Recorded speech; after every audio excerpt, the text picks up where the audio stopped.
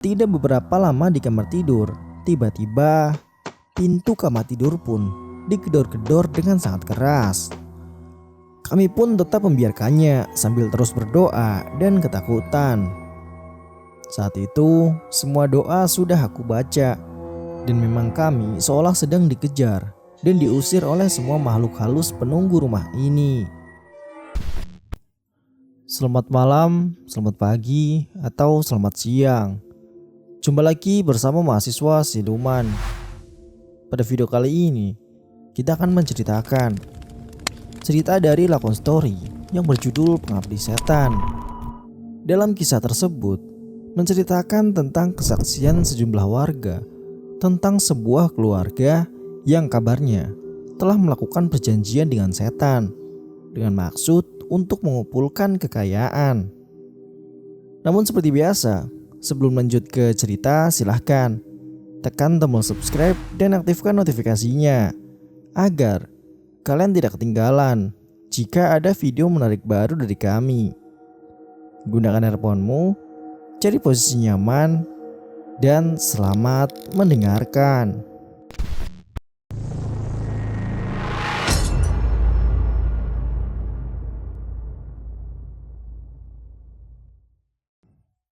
Perkenalkan, aku Bu Nur.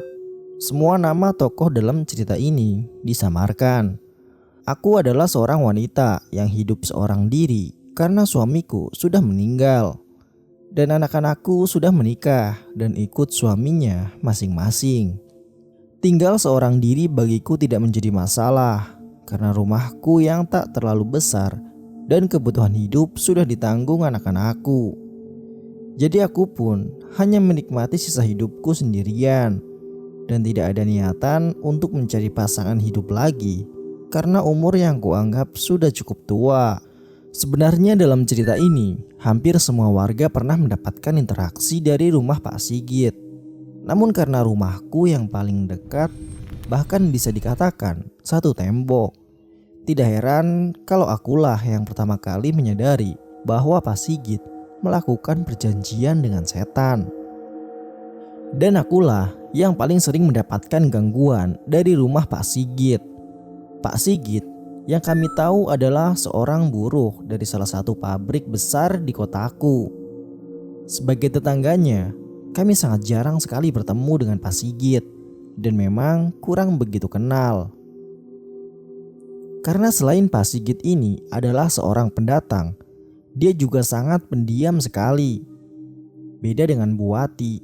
Bu Wati adalah istri Pak Sigit yang kami kenal memang sangat ramah dan sangat aktif dalam semua kegiatan sosial.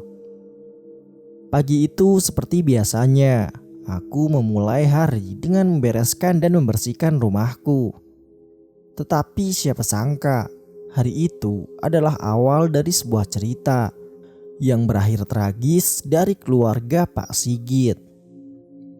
Karena rumah kami memang bergandengan, jadi hampir semua kegiatan keluarga Pak Sigit aku bisa mendengarnya. Bahkan aku bisa melihat Bu Wati ketika memasak di dapur jika aku membuka jendela. Karena dapur Pak Sigit ini memang terletak di belakang rumah dengan tembok yang masih belum tertutup rapat. Jadi apapun masakan Bu Wati, saat itu aku bisa melihatnya. Dan hal itu memang sudah menjadi pemandangan wajar dalam hidup bertetangga seperti kami. Pagi itu aku mendengar Bu Wati sedang menangis terseduh-seduh. Suara itu sangat terdengar jelas sekali dari rumahku. Sebagai tetangga yang baik, saat itu aku hendak mengunjunginya untuk memastikan keadaannya. Karena Bu Wati ini belum memiliki seorang anak dan di rumah hanya sendirian ketika ditinggal Pak Sigit kerja. Jadi kurasa tindakanku saat itu tepat untuk sekedar menemaninya ketika dia bersedih. Ketika sampai di rumah Pak Sigit, aku sangat terkejut karena melihat semua perabotan rumahnya saat itu berantakan, bahkan sebagian hancur. Waduh, kalian habis bertengkar? Iya Bu, tadi subuh, kata Bu Wati sambil kembali meneteskan air mata. Bu Ati mengaku habis bertengkar hebat dengan Pak Sigit karena masalah ekonomi. Aku pun saat itu hanya bisa menenangkan dan menemaninya sepanjang hari agar Bu Ati tidak merasa kesepian. Waktu pun berlalu, sekitar seminggu kemudian, aku sudah tidak pernah mendengar suara tangisan lagi. Yang sering kudengar kali ini adalah suara tawa dari Ibu Ati yang sesekali sampai ke telinga aku.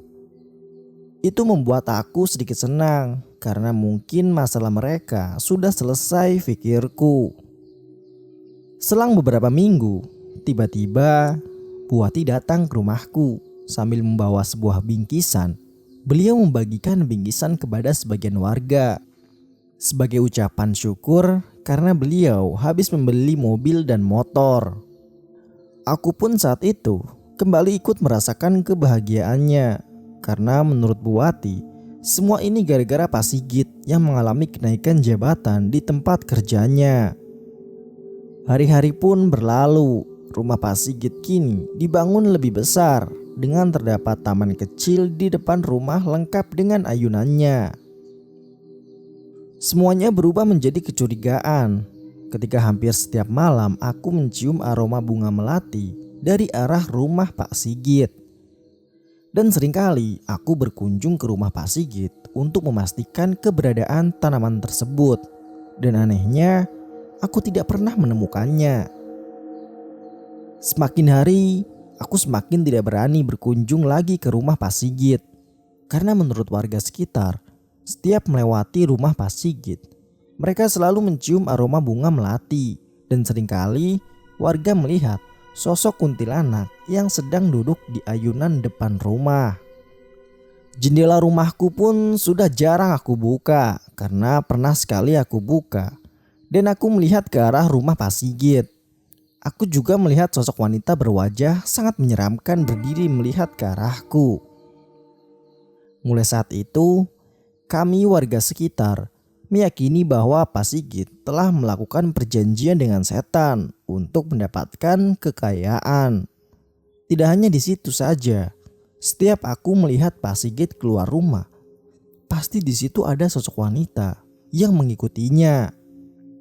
Kalau lagi bawa mobil, dia selalu di sampingnya, dan kalau keluar bawa motor, dia juga selalu dibonceng di belakangnya.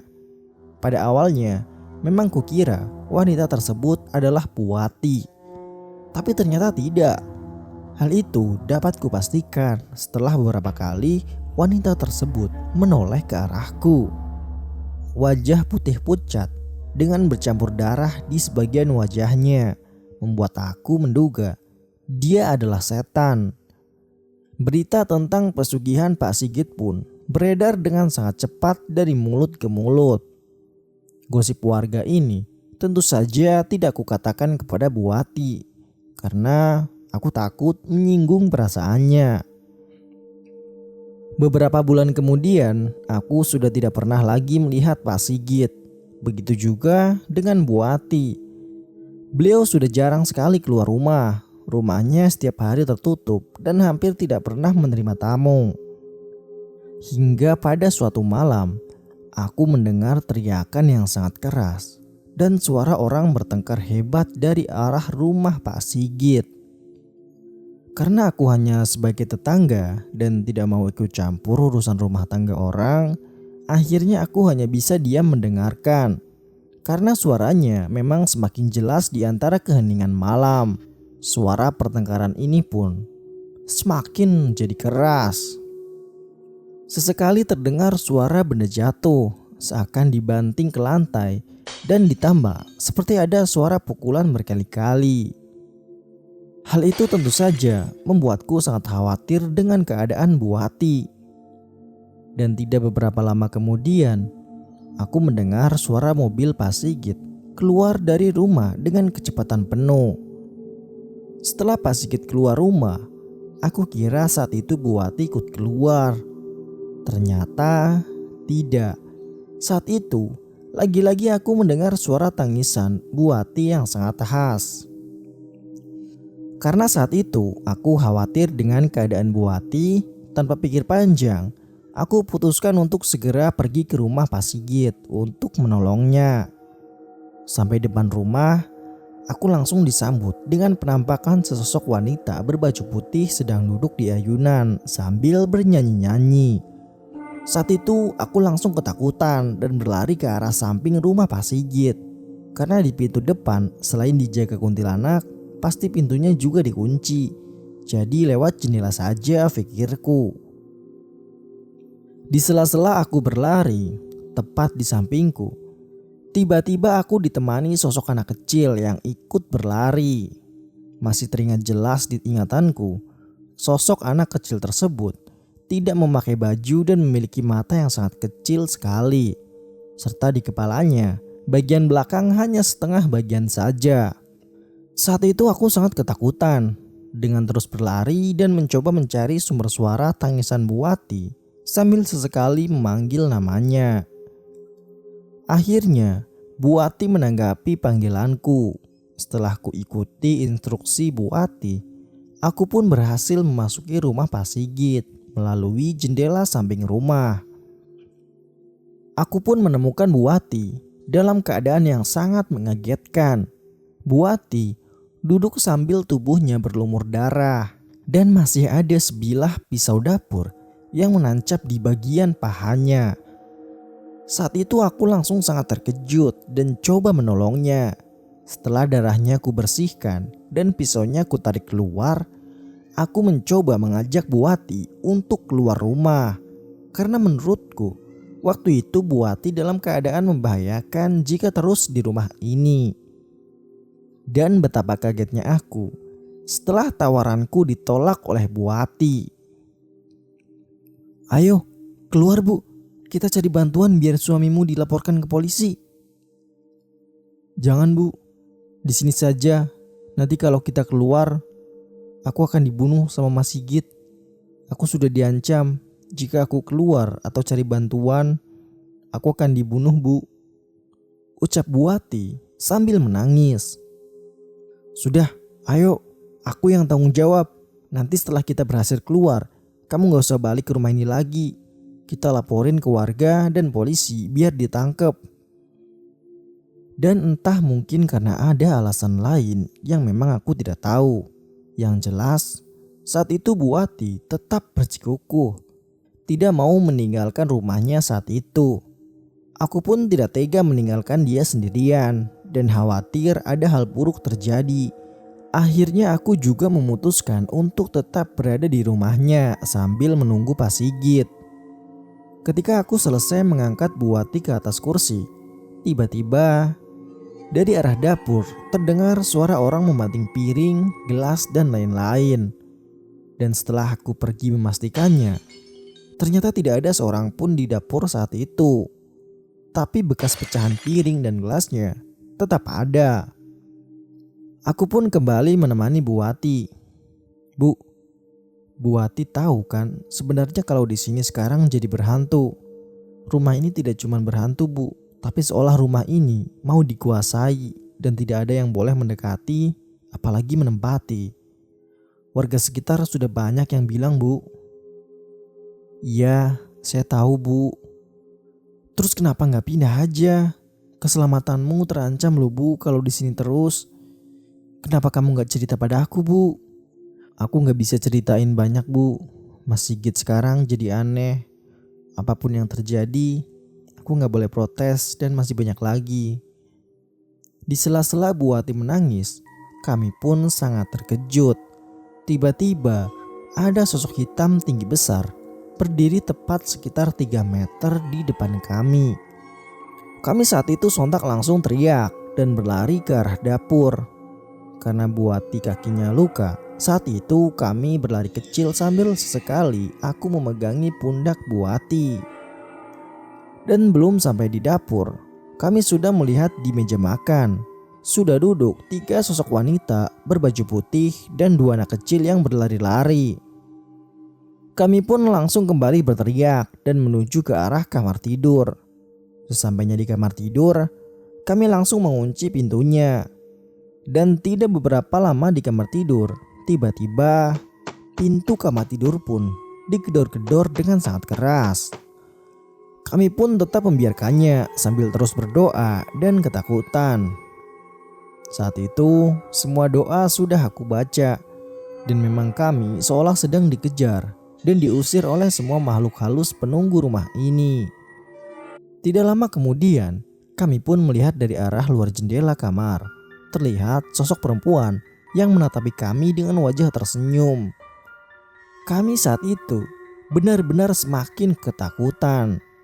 Akhirnya karena aku pikir keselamatan kami sudah terancam, aku pun memutuskan untuk keluar rumah dan mencari bantuan malam itu juga. Ketika pintu kamar kubuka, aku menuju ke arah dapur. Dan setelah aku pastikan semua aman, aku kembali ke kamar tidur dan mencoba mengajak kembali Bu Wati agar mau diajak keluar. "Ayo Bu, mereka sudah tidak ada. Ayo keluar. Di sini bahaya. Ayo minta bantuan Pak RT Bu." Bu Wati saat itu tidak menjawab dan hanya mengangguk. Akhirnya dengan berjalan pincang, kami pun menuju gerbang depan.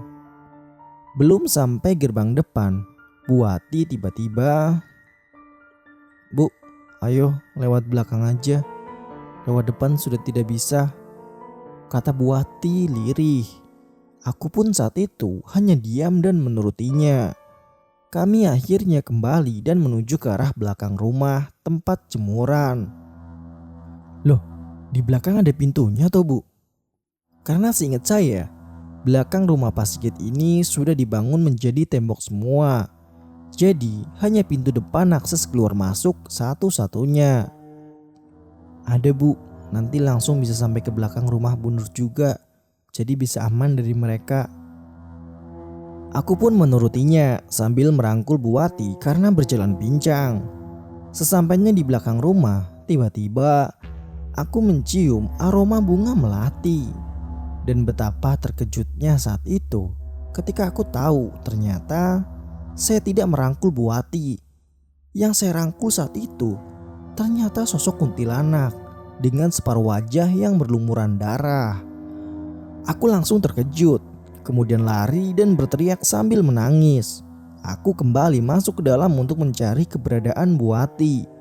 Ternyata dia sudah pingsan di dalam kamar tidurnya. Setelah tahu keadaan Bu Wati yang pingsan, akhirnya aku pergi keluar untuk mencari bantuan. Ketika aku sampai di depan rumah, lagi-lagi aku melihat sosok wanita yang duduk di ayunan sambil tertawa cekikikan.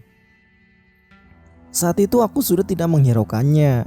Akhirnya aku pun membangunkan tetanggaku satu persatu. Dan memang sangat sulit sekali. Selain waktu yang sudah hampir pagi, ditambah saat itu warga setempat memang takut kalau diajak melewati rumah tersebut, apalagi memasukinya. Jadi saat itu benar-benar kesulitan mencari bantuan. Singkat cerita, aku berhasil membawa beberapa warga untuk menyelamatkan Bu Wati. Akhirnya Bu Wati pun berhasil diselamatkan dan istirahatkan di dalam rumahku. Karena saat itu warga sudah heboh. Jadi rumahku sangat ramai sekali hingga pagi hari. Dan betapa kagetnya kami semua saat pagi hari ada laporan bahwa Pak Sigit telah mengalami kecelakaan hebat yang mengakibatkan nyawa Pak Sigit tidak bisa diselamatkan. Saat itu mobil Pak Sigit ditemukan hancur hingga jasad Pak Sigit sudah tidak bisa dikenali lagi. Setelah Pak Sigit sudah tiada, aku terus menemani Bu Wati di dalam rumah tersebut. Dan kami setiap hari melakukan kegiatan religi dengan melibatkan warga sekitar hingga tokoh ulama setempat. Hingga akhirnya setelah 100 hari kematian Pak Sigit, rumahnya pun dijual. Dan kini oleh pemilik barunya rumah tersebut sudah direnovasi agar jauh dari kesan angker. Kini rumah tersebut sudah terlihat lebih segar dan bagus. Dan setelah kurang dari lebih 1 tahun berlalu, Bu Wati ku ketahui sekarang sudah menikah kembali dan hidup bersama suaminya yang baru. Dan sesekali kemari untuk mengunjungiku. Untuk pembahasan cerita dari sudut pandang Bu Wati sudah diupload di channel YouTube Lakon Story. Dan semoga cerita ini bisa menjadi pelajaran bagi kita semua bahwa apapun yang berhubungan dengan setan pasti tidak akan berakhir dengan baik. Jadi begitulah kisah pengabdi setan Gunung Kawi yang ditulis oleh Lakon Story. Ambil hikmah dari setiap kejadian dan jangan melanggar aturan yang telah ditentukan. Buat kalian yang punya kisah menarik seputar pendakian atau kisah apapun itu, silahkan kirimkan ke email yang ada di deskripsi. Atau bisa juga DM di Instagram @mahasiswa_siluman. Sampai jumpa di video kami selanjutnya. Salam lestari, mahasiswa siluman.